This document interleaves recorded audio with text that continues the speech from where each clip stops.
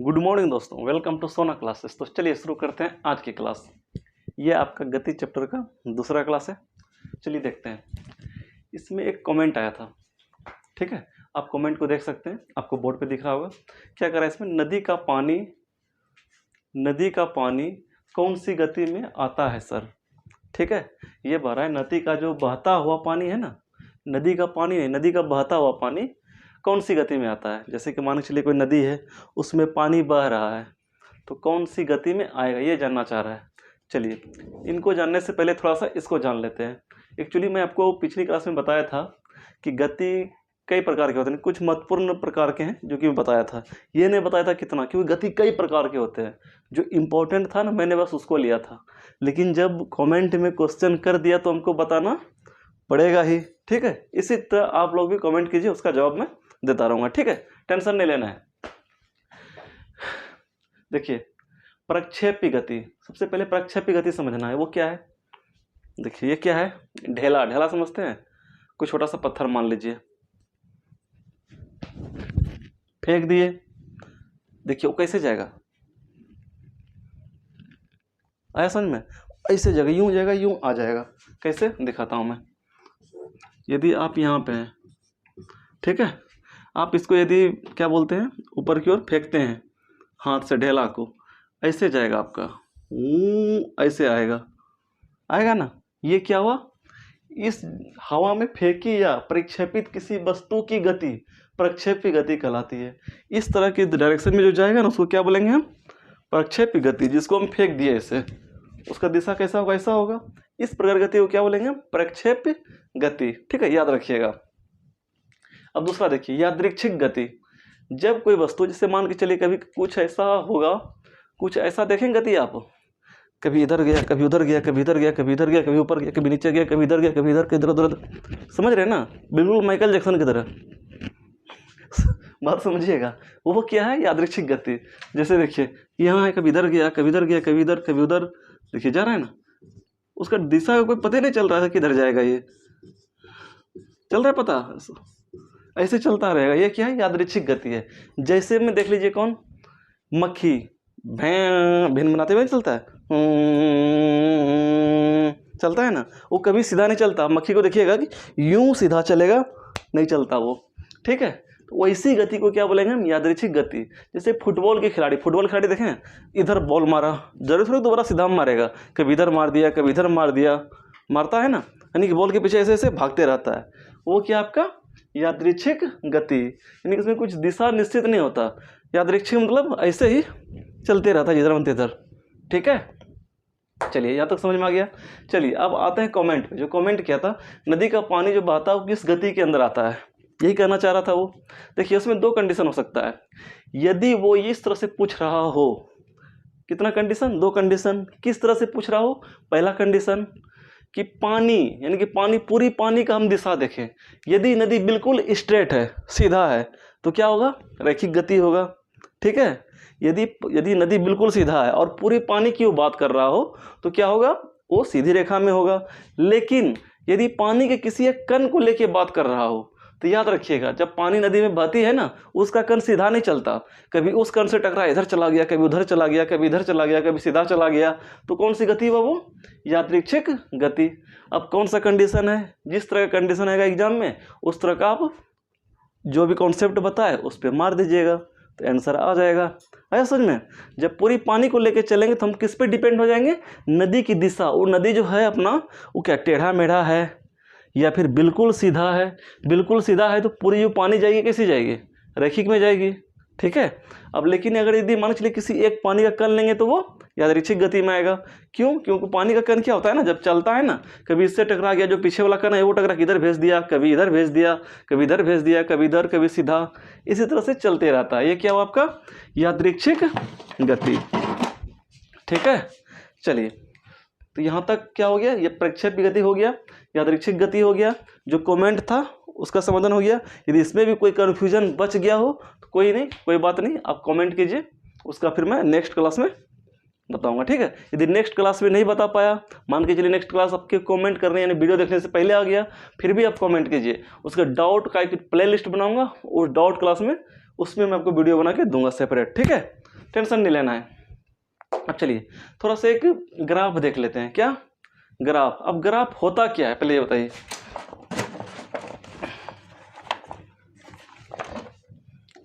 किसी वस्तु की स्थिति बताने के लिए किसका उपयोग किया जाता है? ग्राफ का। जैसे मान के चलिए एक प्लेन में क्या लेते हैं, 2 लाइन लेते हैं, एक खड़ी लाइन एक पड़ी लाइन, ठीक है। पड़ी लाइन को हम क्या मानते हैं, इसमें x मानते हैं, और इधर वाले को x डैश, ऊपर वाले को y, नीचे वाले को y डैश, और बीच वाले को 0। जो पहली बार देख रहा हो उनके लिए बहुत अच्छा है ये, क्योंकि कभी नहीं देखें तो 1 2 3 4 -1 -2 -3 1 -1 -2 -3 -1 -2 -3 -4। देखिए मेरा लंबी क्लास होने का यही कारण है कि जो लोग बिल्कुल मैथ नहीं पढ़ा है, 0 है, उसको तो कम से कम थोड़ा सा तो ओवरव्यू देना पड़ेगा। उतना डिटेल से हम आपको नहीं बता सकते हैं, क्योंकि इस पर एक चैप्टर ही 10th में, पता है आपको। यदि आप पढ़ेंगे तो अच्छी बात है, नहीं पढ़े होंगे तो फिर भी अच्छी बात है। मोटे तौर पर मैं बता के निकल रहा हूँ, ठीक है। देखिए कोई प्लेन में किसी वस्तु का हमको दिशा दिखाना हो या फिर पोजीशन बताना हो कि वो कहाँ है, तो उसके लिए प्लेन में 2 लाइन लेते हैं, एक खड़ी लाइन एक खड़ी लाइन हो गया, एक दूसरा पड़ी लाइन, ठीक है। उस पड़ी लाइन में क्या करते हैं ना, उसमें एक इंगित करते हैं बीच वाले पॉइंट को 0। उसके बाद जो दाहिना साइड आएगा वो प्लस में रहता है। किस में रहता है? प्लस में रहता है। और जो ऊपर वाला साइड होता है वो भी किस में होता है? प्लस में होता है, ठीक है। और बाकी बायां और नीचे वाला साइड किस में होता है? वो माइनस में होता है। अब इसमें देखिए इतना सा पहले लिख लेते हैं, 0 से स्टार्ट करेंगे। इधर जाएंगे तो 1 2 3 4, इधर आएंगे तो -1 2 3, नीचे जाएंगे तो -1 2 -1 -2 -3, ऊपर जाएंगे तो +1 +2 +3 +4, ठीक है। चलिए यहाँ तक दिक्कत नहीं होना चाहिए। ये मैंने इसको बना लिया। अब इसको किसी का पोजीशन बताना होगी कहाँ पे है। मान के चलिए इसी प्लेन में कोई वस्तु यहाँ पे है, ठीक है, यहाँ पे है। अब बताइए ये जो यहाँ पे है इसको कैसे दिखाएंगे? तो इसका मतलब हुआ कि ये जो है ना, इसको बोलते हैं एक्स एक्सिस। क्या बोलते हैं?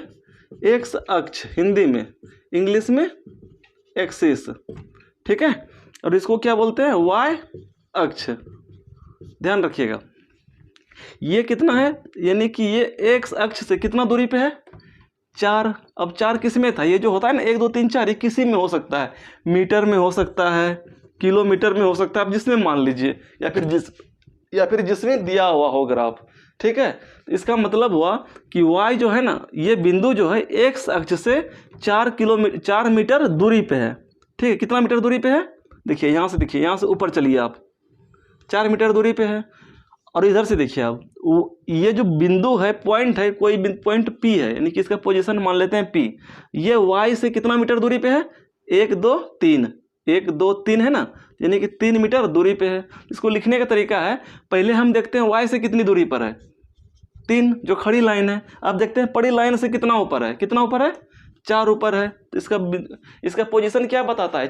3 और 4। इसका मतलब ये हुआ, यदि इस तरह से कुछ ग्राफ दे दिया जाए, कोई बोलेगा कि मेरा पोजीशन 3 और 4 है, इसका मतलब है ये y से 3 मीटर दूरी पे है और x से 4 मीटर ऊपर है, ठीक है। दोनों प्लस में है, इसलिए इसको क्या बोलेंगे? ग्राफ। यदि कोई दूसरा मैं मान के ले लूँ, यहाँ पर, यहाँ ले लेता हूँ, तब अब देखिए पहले देखना है किससे, y से कितना दूरी पे है, कितना दूरी पे है, ऊपर कर लीजिए थोड़ा सा डॉट डॉट करके, ठीक है। 2 +2 है, +2 दूरी पे है, नहीं है। अब देखते हैं कि ये क्या बोलते हैं, ये बिंदु x से कितनी दूरी पे, कितना दूरी पे है? 1 2 3, यही आ रहा है ना। 3 आ जाएगा तो कितना हो जाएगा? -3। पहले 2 था, नहीं था तो 2 लिख दिए। अब कितना है? -3, -3 है नहीं ये, तो इसका बिंदु क्या हो गया? दिग्बिंदु।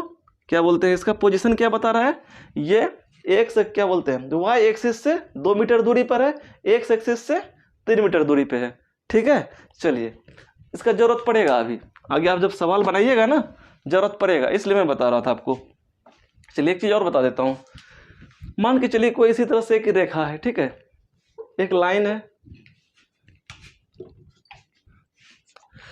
अब लाइन पे पोजीशन बताना हो, ये किस पे था? प्लेन पे। प्लेन मतलब समतल में। एक उसमें क्या, खड़ी लाइन और खड़ी लाइन था और बड़ी लाइन था। अब इसमें क्या है, एक बस प्लेन में एक लाइन है सिर्फ, ठीक है, उसमें पोजीशन बताना हो तो वो किस में बता, उस बस रैखिक का ही बता सकता है, मतलब जो बिल्कुल सीधा में है, ठीक है। अब मान के चलिए कोई वस्तु इस तरह से पोजीशन दिया हुआ है हमको लाइन पर, 0 से स्टार्ट करेंगे, -1 -2 -3 -4 +1 +2 +3 +4।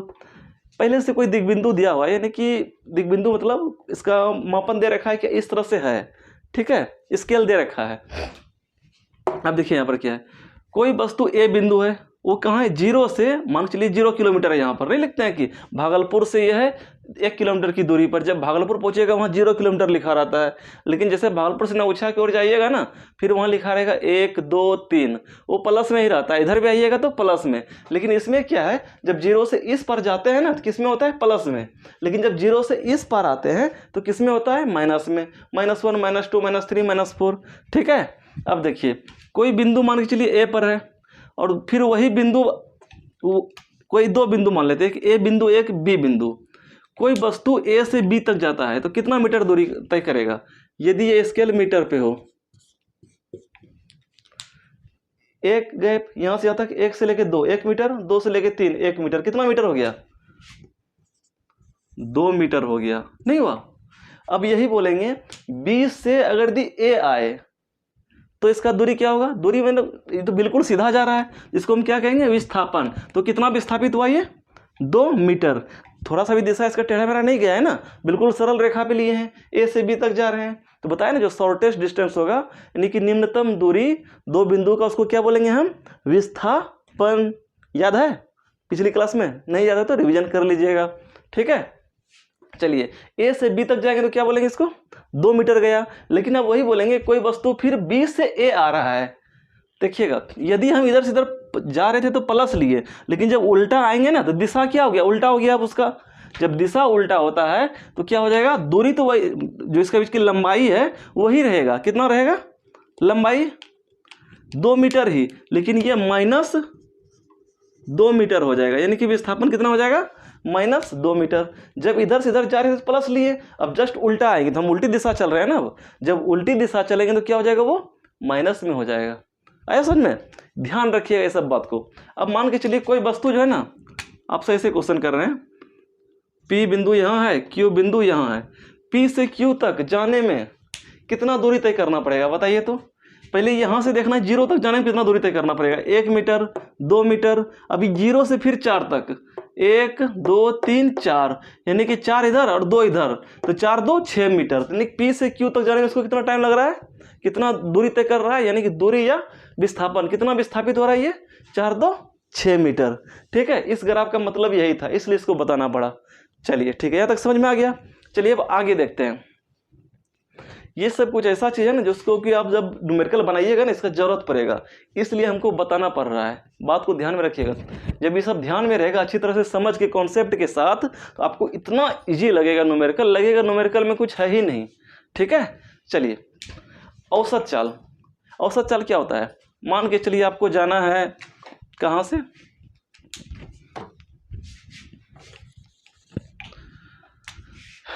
यहाँ से यहाँ जाना है, फिर यहाँ जाना है, फिर यहाँ जाना है, ठीक है, फिर यहाँ जाना है।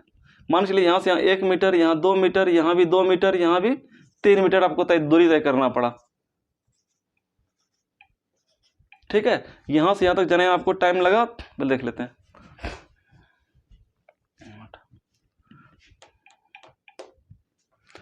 यहाँ से यहाँ तक जाने में आपको लगा कितना बोलते हैं,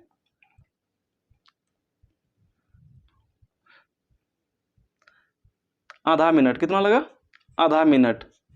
यहाँ से यहाँ तक आपको जाने में लगा 1 मिनट,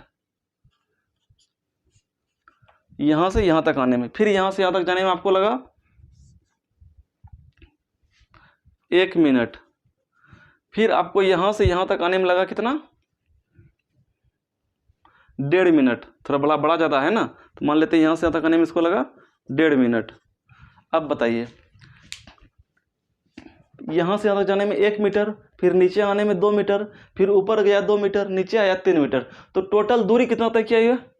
अब इसका यदि हमको बोले कि चाल निकालना है, कोई वस्तु बिंदु ए से बी की ओर बी तक जा रहा है, ठीक है। जब बी तक जा रहा है तो इस तरह से हमको दिया हुआ है कि ऐसे ऐसे गया वो। अब बोलेगा इसका चाल निकालने के लिए, क्या चाल रहा होगा इसका, तो चाल कैसे निकालिएगा, 1 मीटर, 2 1 3, 3 2 5, 5 3 8, तो दूरी मेरा तय की गई, टोटल दूरी कितना हो गया, तय की गई कुल दूरी 8 हो गया।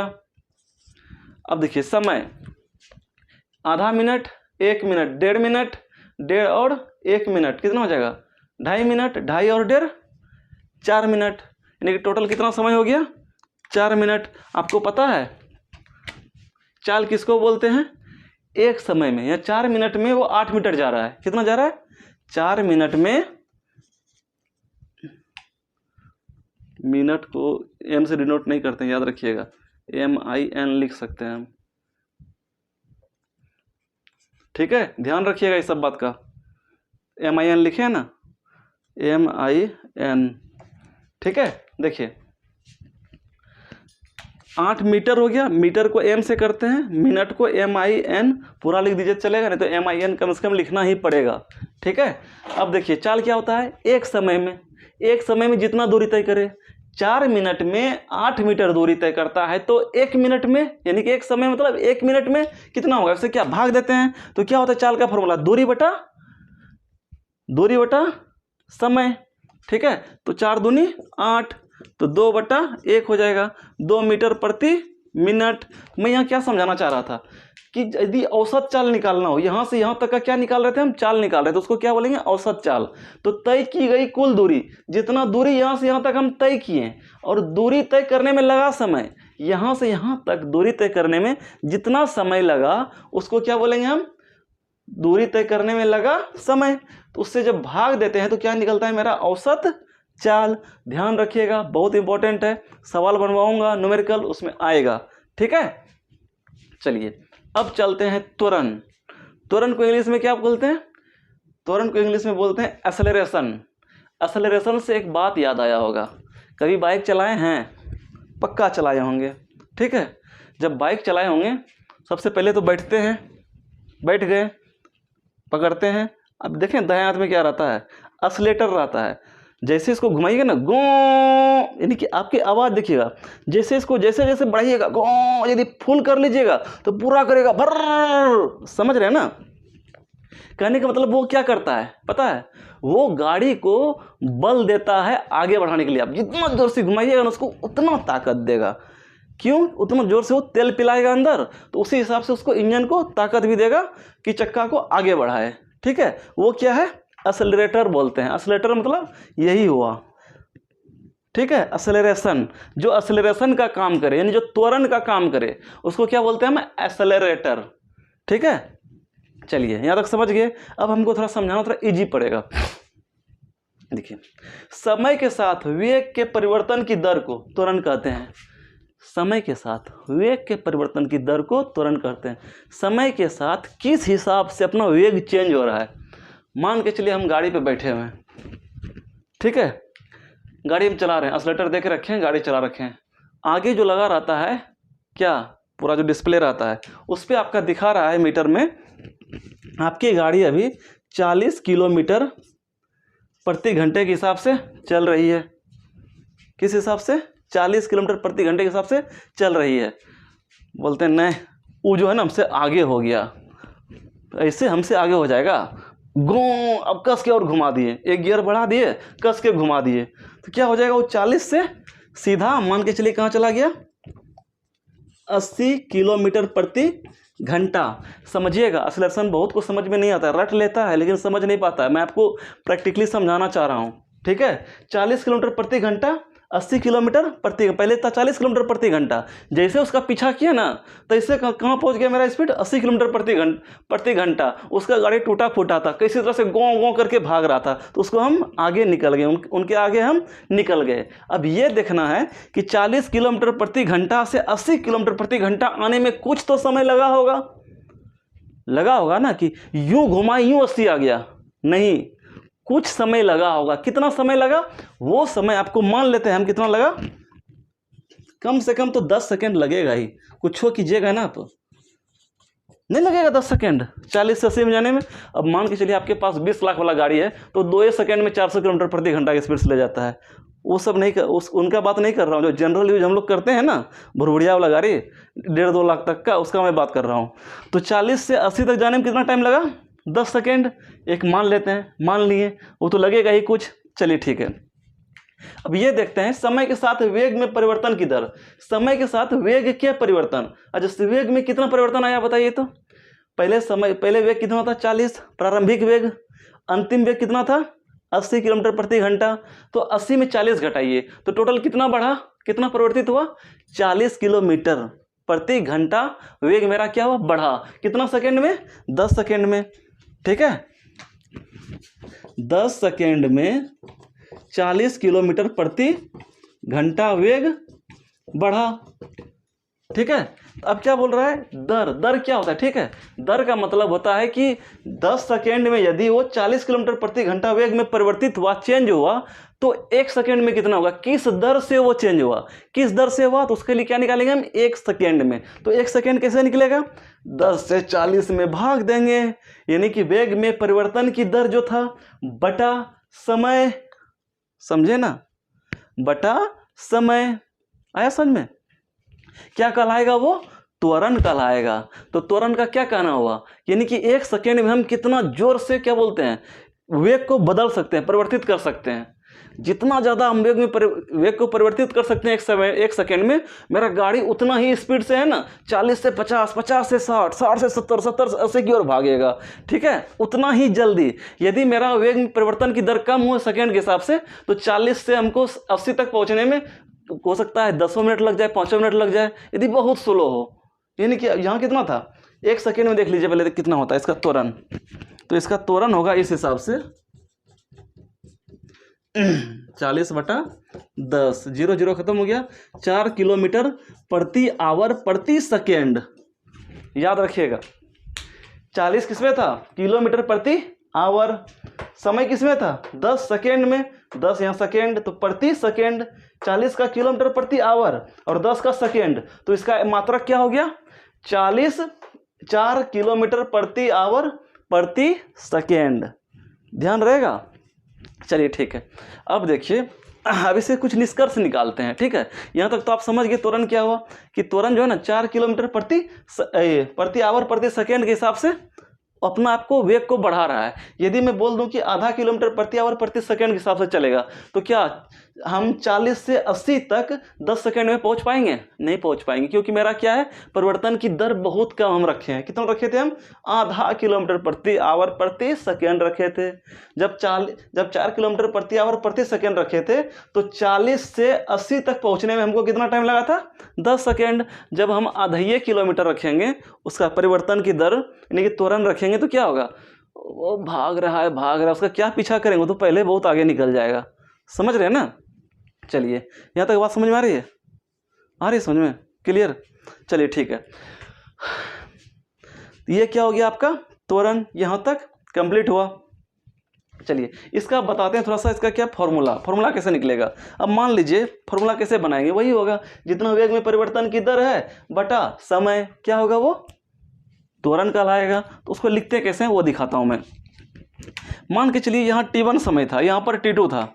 t1 मतलब मान के चलिए यहाँ 10 बज रहा होगा और यहाँ आए तो 12 बज गया, या फिर 10:10 हो गया, या फिर 10:10 हो गया, कुछ हुआ। लेकिन पहले जो समय था उसके बाद कुछ और हो गया, क्योंकि मान के चलिए किसी चीज़ को हम बढ़ाएंगे, एक्सीलरेटर देंगे, आगे की ओर पुश करेंगे, कुछ टाइम लगेगा ना।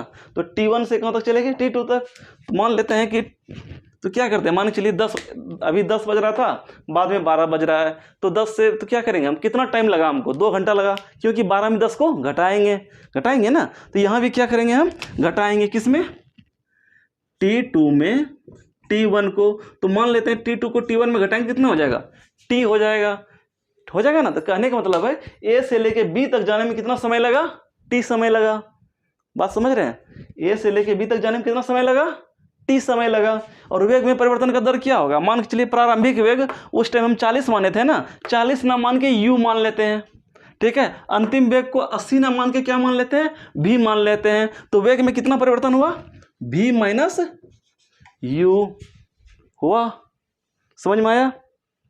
चलिए ठीक है, क्यों घटाएं भी में? जैसे 80 में नहीं घटाए थे 40 को, पहले 40 था बाद में 80 हो गया, तो कितना मेरा वेग बढ़ा, तो घटाए नहीं करेंगे। इसको बोलते हैं 80 को अंतिम वेग और 40 वाले को प्रारंभिक वेग। प्रारंभिक वेग को यू से क्या बोलते हैं, डिनोट करते हैं। डिनोट मतलब क्या बोलते हैं, जो भी हिंदी में बोलते हो, मतलब सूचित करते हैं, ठीक है, सूचित बोलते हैं हिंदी में।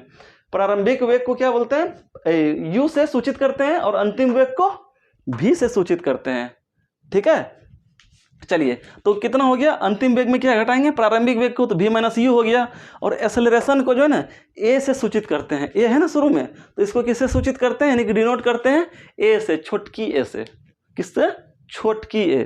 चलिए देखिए, देखते हैं, तो a बराबर कितना होगा, a क्या है आपका, त्वरण है। कौन सा त्वरण, ये वाला त्वरण, ठीक है, एक्सेलरेशन है। तो a बराबर होगा v माइनस यू बटा t।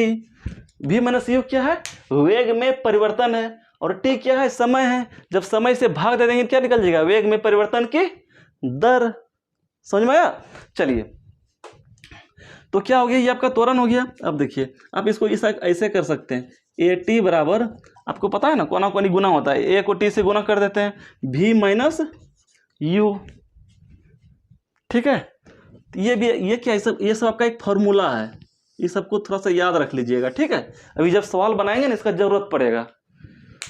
अब जो भी निकालना हो, मान के चलिए ए दिया हुआ हो, यानी कि बी दिया हुआ हो, कौन सा, अंतिम वेग, प्रारंभिक वेग दोनों दिया हुआ हो, और समय भी दिया हो, तो क्या होगा, त्वरण निकल जाएगा, नहीं निकलेगा।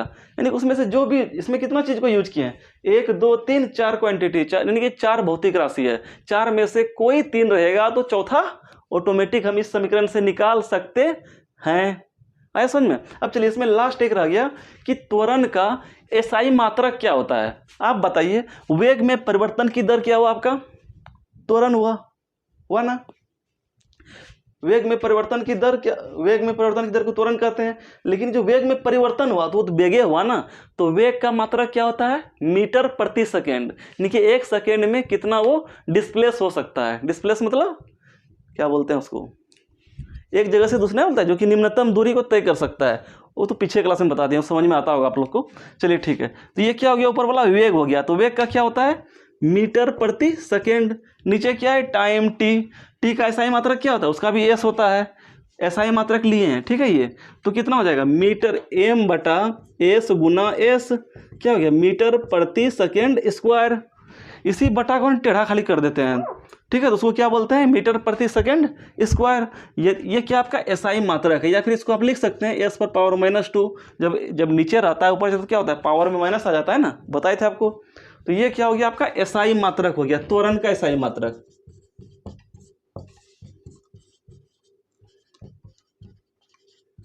ठीक है। इसको आप अच्छी तरह से नोट कर लीजिए। थोड़ा सा एक बार ध्यान रखिएगा, नोट्स तो शायद मैं दे रहा हूँ अभी टेलीग्राम पे, हो सकता है नहीं भी दूँ, उससे मतलब नहीं रखना है। जो मैं क्लास में बता रहा हूँ उसके साथ साथ आपको उतारना है, यानी कि अपनी कॉपी में नोट करना है, तभी आपके दिमाग में अच्छी तरह से बैठेगा। यदि सही तरीके से यदि रेलवे का ड्राइवर बनना हो तो मेहनत करना पड़ेगा, ठीक है। जैसे मैं मेहनत करता हूँ ना, साथ साथ वैसे आप भी मेहनत कीजिए, तो पक्का आप सफल होइएगा, ठीक है। तो चलिए, तो त्वरण आपका यहाँ कंप्लीट हो गया, त्वरण में कोई कंफ्यूजन नहीं। चलिए अब देखते हैं नेक्स्ट स्लाइड। चलिए अब देखते हैं दूरी समय ग्राफ। ग्राफ आपसे पूछा जाता है एग्जाम में, ठीक है, बहुत बहुत इंपॉर्टेंट है।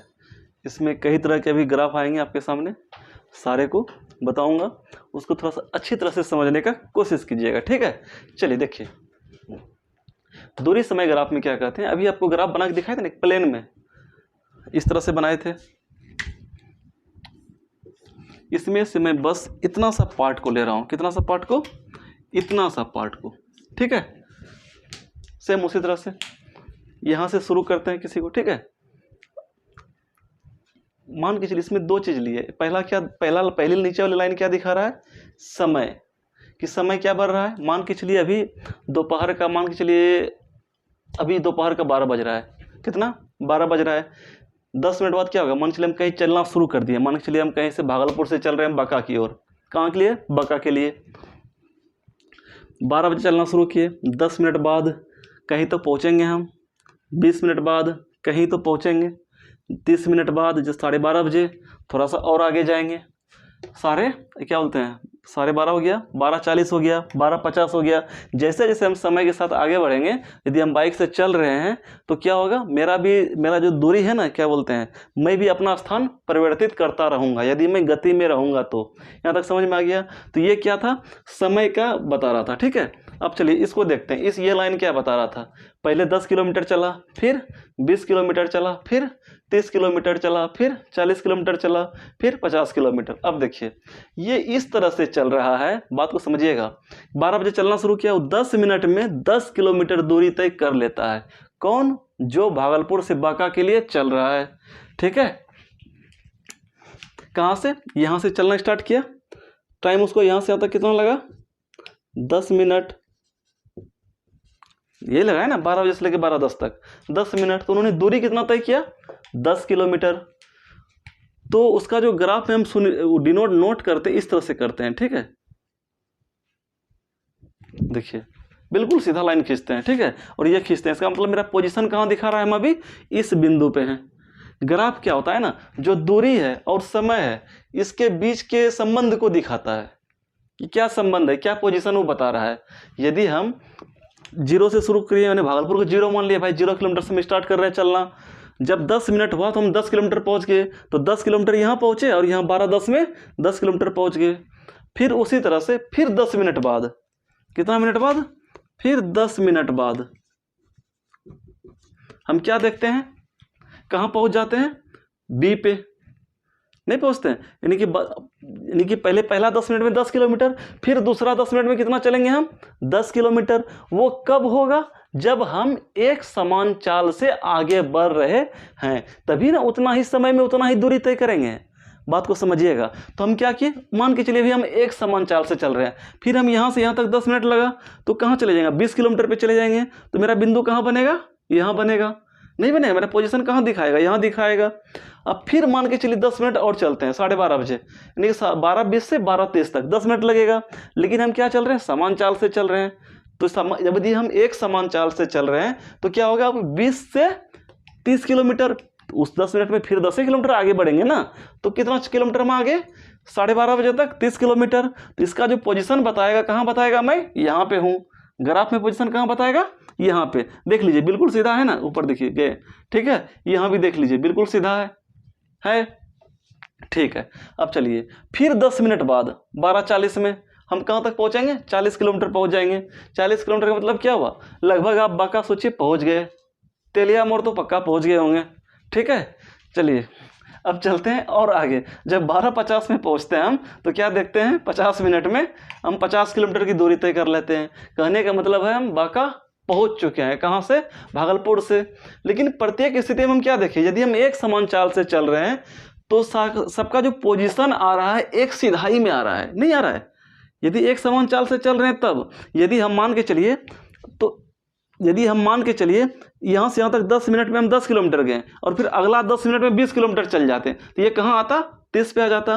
तो टोटल 30 किलोमीटर चल लेते हैं ना। फिर 10 किलोमीटर चल लेते, फिर यहाँ आता, तो क्या होता, रेखा मेरा कभी ऊपर जाता, कभी नीचे जाता, कभी किधर हो जाता। लेकिन एक समान चाल चलने से क्या हुआ कि मेरा पोजीशन जो है ना, देखिए एक स्ट्रेट लाइन, यानी कि एक रेखा पे आ गया। जब इसमें लाइन खींचा गया तो क्या बिल्कुल एक सीधी रेखा मिला हमको। ये सीधी रेखा क्या बताता है, यदि दूरी और समय का हम यदि ग्राफ खींचते हैं उसके पोजीशन का, तो हमको क्या मिलता है, एक सीधी लाइन मिलती है, सीधी रेखा मिलता है। वो सीधी रेखा क्या कहलाता है, वो क्या दर्शाता है कि मेरा जो चाल है ना बिल्कुल एक समान है, कहीं मैंने स्पीड को ना बढ़ाया ना घटाया है। ठीक है, यदि मैं 10 मिनट में 10 किलोमीटर चल रहा था, तो अगले 10 मिनट में भी मैं 10 ही किलोमीटर चलूंगा। ठीक है, बात समझिएगा। तो यही स्ट्रेट लाइन के आपसे पूछा जाएगा कि दूरी समय ग्राफ में, किसमें, दूरी समय ग्राफ में, यदि उसका चाल का पोजीशन यदि सीधी रेखा दिखा रहा हो, क्या बन रहा हो, सीधी रेखा बन रहा हो, तो उसका मतलब क्या हुआ, इसका मतलब हुआ कि वो एक समान चाल से चल रहा है। कौन, बाइक वाला। समझ रहे हैं ना, जो ये ग्राफ दिखाया गया है इसका मतलब ये एक समान चाल से चल रहा है। ठीक है, चलिए तो क्या कहने का मतलब क्या हुआ, एक समान चाल से गति कर रही वस्तु का दूरी समय ग्राफ हमेशा एक सरल रेखा होता है। सरल रेखा मतलब जो बिल्कुल सीधा रेखा होता है। ठीक है, उसको क्या बोलते हैं, सरल रेखा। जब कोई एक समान चाल से गति करेगा तो उसका दूरी समय ग्राफ क्या होगा, एक सरल रेखा होगा। यहाँ तक समझ में आ गया होगा। ठीक है, अब चलिए देखिए थोड़ा सा और आगे इसमें समझाते हैं। थोड़ा सा ये जो बहुत इंपॉर्टेंट है कुछ नहीं, हल्का है ये, लेकिन अब आप किस तरह से मैं जो समझा रहा हूँ, यदि आप गौर से समझ रहे हैं, समझ पा रहे होंगे तो आपको पता होगा कि कितना हल्का होगा ये। यदि नहीं समझेंगे तो लगेगा बहुत हार्ड। और मुझे पूरा उम्मीद है जिस तरह हल्के तरीके से मैं समझाया हूँ, ना समझ में आया ऐसा हो ही नहीं सकता। यदि फिर भी समझ में ना आए तो क्या दिक्कत है, कमेंट बॉक्स में कमेंट कीजिए। ठीक है, टेंशन नहीं लेना है। ऐसा नहीं कि सर पढ़ा दिए हैं, 2 साल हो गया पढ़ाने से, 3 साल हो गया, 10 साल हो गया तो कैसे होगा, कुछ नहीं करना है, बस एक कमेंट कर देना है। ठीक है, जब भी आप कमेंट कीजिए ना, उसका आपको रिप्लाई जरूर मिलेगा। ठीक है, जैसे कि अभी जस्ट दिए थे पिछली स्लाइड में। चलिए अब देखिए एक चीज़ और, थोड़ा एक चीज़ देखिए, चाल बराबर क्या होता है,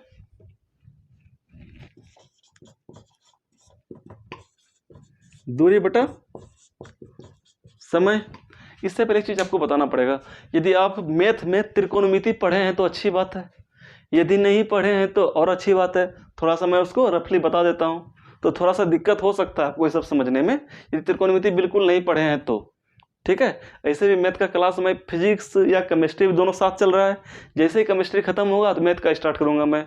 जब मैथ का स्टार्ट करूँगा तो फिर जो है ना, मैथ तो पकड़िएगा तो फिर तो कोई दिक्कत होगा ही नहीं।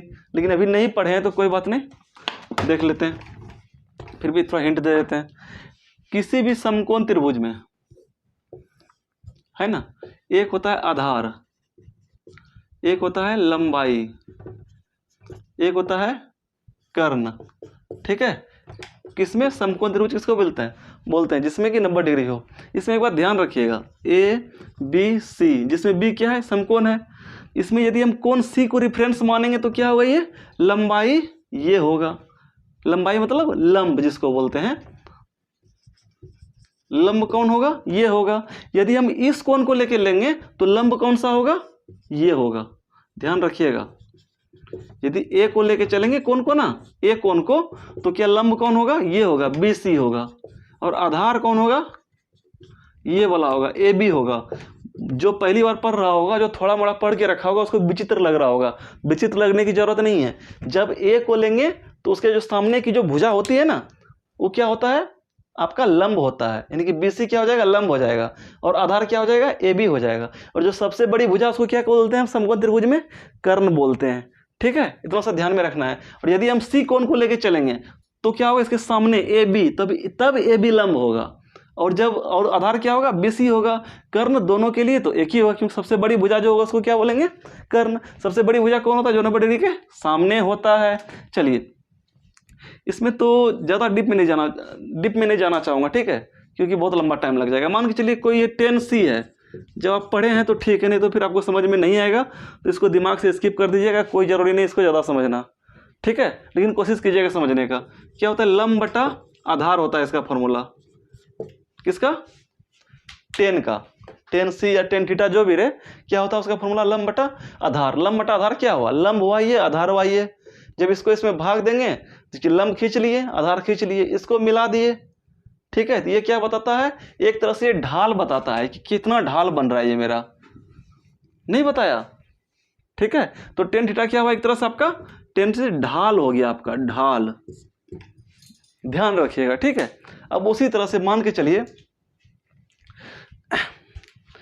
यहां पर कहीं पर भी ले लेते हैं, यहां से यहां तक ले लेते हैं। अच्छा, यहां से यहां तक आने में कितना दूरी तय होगा, यहां से यहां तक में, यहां से यहां तक 10, यहां तक 10, कितना हो जाएगा, 20। कहीं भी ले सकते हैं, यहां से यहां भी ले सकते हैं, अपनी मर्जी। 20 हो जाएगा। 20 क्या था, किलोमीटर में था।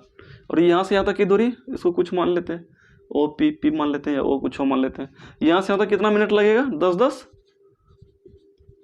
20 मिनट ये लगेगा ना। देखिए, अब जैसे ढाल निकालना हो, यानी कि ये निकालना हो थीटा, तो 10θ बराबर क्या होगा, अभी जस्ट बताए थे ना, लंब बटा आधार। इसके सामने जो होगा ये क्या होता है, लंब होता है। याद रखिएगा, 10θ का फॉर्मूला होता है लंब बटा आधार। लंब बटा आधार क्या होता है, 10 का फॉर्मूला होता है, सूत्र होता है। ठीक है, जिसको पता नहीं है बिल्कुल ध्यान में रखिएगा। तो इसके सामने क्या हो गया, लंब कौन सा हो गया, PC हो गया। और आधार क्या हो गया आपका, एपी हो गया। बात को समझिएगा, पीसी आपका क्या है, दूरी है, नहीं है। एपी आपका क्या था, समय है, टेन थीटा यानी दूरी बटा समय। दूरी बटा समय क्या होता है, क्या होता है आपका, चाल होता है। यानी कि टेन थीटा क्या हो गया आपका, ढाल हो गया, नहीं हुआ, चाल हुआ। और ये क्या था, ढाल था। ढाल बराबर क्या हो गया, चाल हो गया। बात समझे, नहीं समझे तो फिर से समझाता हूँ आपको। यहाँ समझा दिया समकोण त्रिभुज में क्या होता है कि त्रिकोणमिति का, फिर भी बहुत अच्छे तरीके से शॉर्ट में समझाया। तो टेन थीटा का एक फॉर्मूला होता है, उसमें एक टेन थीटा होता है, लंब बटा और लंब और आधार के अनुपात को टेन मानते हैं, किसमें, त्रिकोणमिति में। उसी तरह से टेन थीटा बराबर क्या हो गया, लंब बटा आधार। इतना सा ध्यान में आ गया। और टेन थीटा को क्या बोलते हैं, ढाल दिखाता है कि लंब ये इतना ऊंचा है, ये इतना है, तो ढाल कितना बना रहा है, इतना बना रहा है, बना रहा है ना ढाल। अब देखिए यहाँ आइए, यहाँ पर क्या निकालेंगे हम, ढाल निकाल के देखते हैं। टेन थीटा, टेन थीटा बराबर क्या हो जाएगा, दूरी, यही है ना, सॉरी, टेन थीटा का फॉर्मूला क्या होता है, लंब बटा आधार। इसके सामने लंब कौन सा हुआ, पीसी हुआ, नहीं हुआ, पीसी लिख दिए, इसी दूरी को बोलते हैं ना। पीसी लिखिए या फिर आप 20 लिखिए, बात बराबर है। 20 ही लिख दीजिए, कोई दिक्कत नहीं है। इसके ब्रैकेट में आप 20 लिख दीजिए, ठीक है। और ये कितना आपका 20 मिनट, ये भी 20 है, नहीं है। ये 20 क्या था, ऊपर वाला दूरी था तो दूरी लिख दिए, नीचे वाला क्या था, समय। तो दूरी बटा समय का क्या होता है फॉर्मूला, चाल होता है। तो टेन थीटा बराबर क्या हो गया, चाल। कहने का मतलब यही है ना, टेन थीटा क्या था, ढाल, तो ढाल बराबर चाल। तो ध्यान रखिएगा, यदि दूरी समय ग्राफ में ढाल क्या दर्शाता है, अपना चाल दर्शाता है। कितना ढाल, जितना ज्यादा ढाल होगा उतना ज्यादा क्या होगा, ज्यादा स्पीड होगा, यानी कि चाल क्या होगा, ज्यादा होगा। क्यों, कि कम टाइम में ज्यादा दूरी तय कर रहा है। मान के चलिए 10 मिनट में ये 50 किलोमीटर कर लेता तो कितना अच्छा ढाल होता, बिल्कुल खड़ा ढाल होता, नहीं होता। बात को समझिएगा, यदि यहाँ से तक 10 मिनट आया, इसी 10 मिनट में ये 50 किलोमीटर दूरी तय करता तो ढाल क्या होता, फिर यहाँ तक आ जाता, नहीं आता इस ये बिंदु, तो क्या होता, ढाल ज़्यादा खड़ा हो जाता। कहने का मतलब है, जितना ज़्यादा ढाल होगा वो चाल क्या होगा, उतना ही ज़्यादा होगा। ये ऑब्जेक्टिव में पूछता है और आता भी है, थोड़ा ध्यान रखिएगा, इसको जो है ना नज़रअंदाज नहीं कीजिएगा। इसलिए इतना डिटेल से हम बता रहे हैं आपको, ऐसे नहीं बता रहे हैं। तो कहने का मतलब है, चाल बराबर क्या होगा, ढाल। ढाल को हम क्या बोलते हैं, प्रवणता, ठीक है, इतना ध्यान रखना है। तो चलिए यहाँ तक समझ गए। तो चलिए आज का क्लास यहीं तक। आपको पिछले क्लास का जो आपका जो क्वेश्चन दिए थे उसका आंसर दिख रहा होगा, और आज जितना भी इससे आंसर क्या बोलते हैं प्रश्न आ सकता है, मतलब कि निकल सकता है, उसको निकाल के मैं स्क्रीन पे दे रहा हूँ, देख लीजिए। इसको कृपया करके बनाने का कोशिश कीजिए, इसी पर आधारित होगा, ठीक है। इसलिए इसको मिस नहीं कीजिएगा, इसको पक्का बनाइएगा, ठीक है। तो चलिए आज की क्लास यहीं तक। जय हिंद, जय भारत।